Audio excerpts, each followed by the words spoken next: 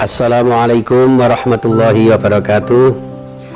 Sahabatku yang insya Allah dibersami Allah Subhanahu wa Ta'ala, tentu sebagai seorang Muslim umat Rasulullah Sallallahu Alaihi Wasallam, tidak ada yang kita jadikan sebagai teladan dalam hidup ini selain Rasulullah Sallallahu Alaihi Wasallam. Untuk itu di dalam surah Al-Ahzab ayat 21 Allah menegaskan, laqad kana lakum fi rasulillahi uswatun hasanah. Sungguh di dalam diri Rasulullah Sallallahu Alaihi Wasallam itu terdapat suri tauladan yang baik, baik di dalam kehidupan pribadi, dalam kehidupan berumah tangga, maupun dalam kehidupan bermasyarakat, berbangsa dan bernegara. Sahabatku yang dimuliakan Allah Subhanahu wa Ta'ala, nah dalam hal ini kita akan spesifikasikan tentang bagaimana kita meneladani Rasulullah Sallallahu Alaihi Wasallam di dalam mendidik generasi yang terbaik. Karena generasi yang terbaik inilah dambaan kita, sahabatku. Bagaimanapun juga mereka lah yang akan kita harapkan untuk menggantikan para ulama kita, para sesepuh kita, para tokoh kita, agar mereka kemudian kita berikan satu wawasan agar mereka menjadi orang-orang yang menjadi dambaan kita. Tidak bisa kita harapkan begitu saja tanpa kita didik semaksimal mungkin, dan didikan yang optimal itu ada di dalam diri teladan Rasulullah Sallallahu Alaihi Wasallam.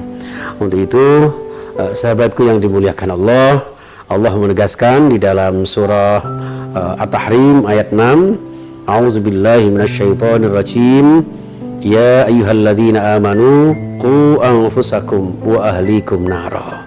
Wahai orang-orang beriman, jagalah diri kalian dan juga jagalah keluarga kalian dari hal-hal yang akan menjerumuskan ke dalam siksa api neraka.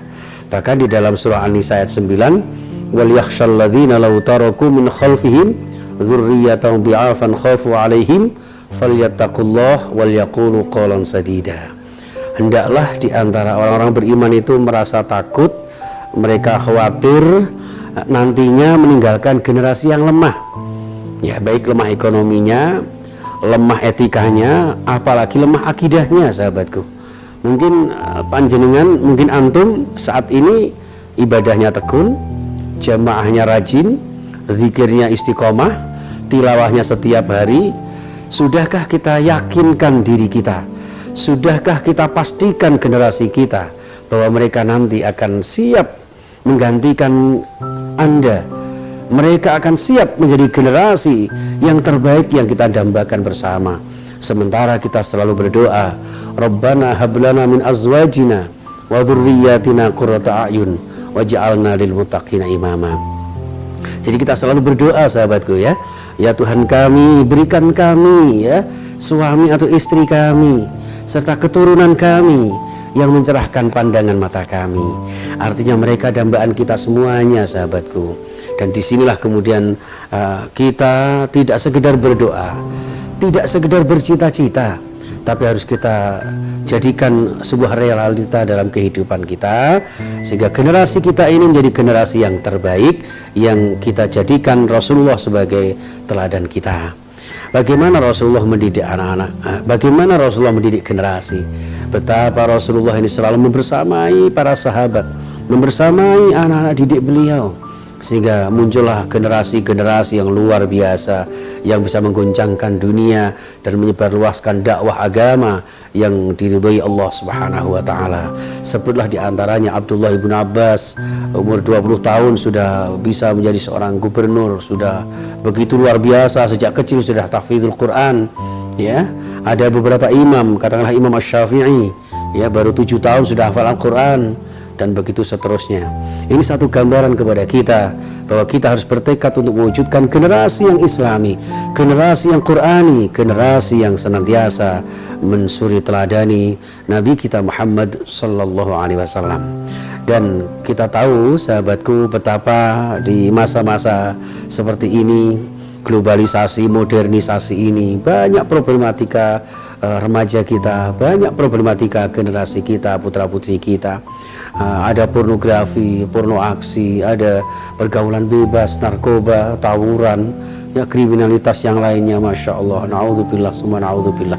Dan ini harus memanggil jiwa kita, sahabatku, agar kita menyelamatkan mereka dengan cara yang dicontohkan Rasulullah Sallallahu Alaihi Wasallam.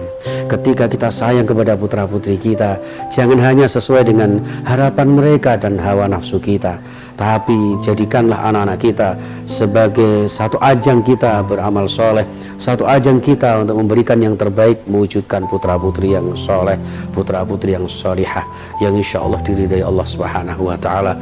Dan bagaimana Rasulullah memberikan teladan kepada kita, antara lain, sahabatku, yaitu ketika Rasulullah memberikan satu basic pendidikan ada di rumah tangga kita. Basic pendidikan putra putri generasi kita tidak lain adalah orang tua yang ada di rumah. Kullu mauludin yuladu alal fitrah, atau ma min mauludin illa yuladu alal fitrah. Tidak ada seorang bayi yang lahir kecuali dalam keadaan fitrah. Illa an abawahu yuhawidanihi au yunassirani au yumajjisani. Bayi yang suci yang lahir itu bisa akan menjelma menjadi orang-orang yang berubah menjadi generasi yang bernuansa Yahudi, bercorak Nasrani, dan bergaya Majusi. Semuanya tergantung bagaimana milieu rumah tangga, ayah dan bundanya, dan keluarga yang mendidik dia untuk menjadi yang terbaik. Yang kedua, sahabatku, yaitu mendidik di lingkungan pendidikan mereka. Pilihlah pendidikan bukan sekedar bonafit saja, bukan sekedar negeri atau swasta, melainkan pendidikan dan lembaga yang bisa representatif dan bisa amanah untuk mendidik putra-putri kita agar bersinergi antara di rumah dengan di sekolah dan juga di lembaga pendidikan, di pesantren dan lain sebagainya. Yang ketiga, yang terakhir, yang tidak kalah pentingnya, sahabatku, yaitu didikan putra-putri kita di lingkungan mereka, di lingkungan masyarakat kita. Rasulullah sendiri ketika di Makkah kemudian berhijrah ke Madinah, begitu juga di kota-kota yang lain.